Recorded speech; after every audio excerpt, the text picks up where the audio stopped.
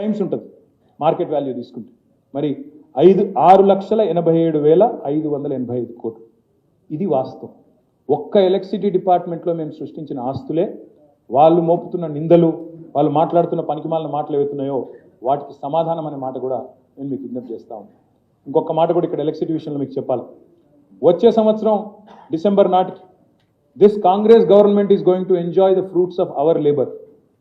This Congress government is going to enjoy the fruits of our labour.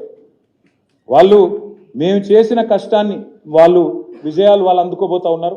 వాళ్ళు ముఖ్యమంత్రులు వెళ్ళి మంత్రులు వెళ్ళి ప్రారంభోత్సవాలు చేసుకోవచ్చు, కొబ్బరికాయలు కొట్టొచ్చు, కానీ చేసింది కేసీఆర్ అనే మాట ప్రజలకి తెలుసు, ఈ రాష్ట్రంలోని ప్రతి ఒక్కరికి తెలుసు. 26,000 మెగావాట్లకు దాదాపుగా వచ్చే డిసెంబర్ నాటికి 2024 సంవత్సరం డిసెంబర్ నాటికి విద్యుత్ స్థాపితలు ఎక్కడ 26,000 మెగావాట్లు. దయచేసి మీరు ఆలోచించండి.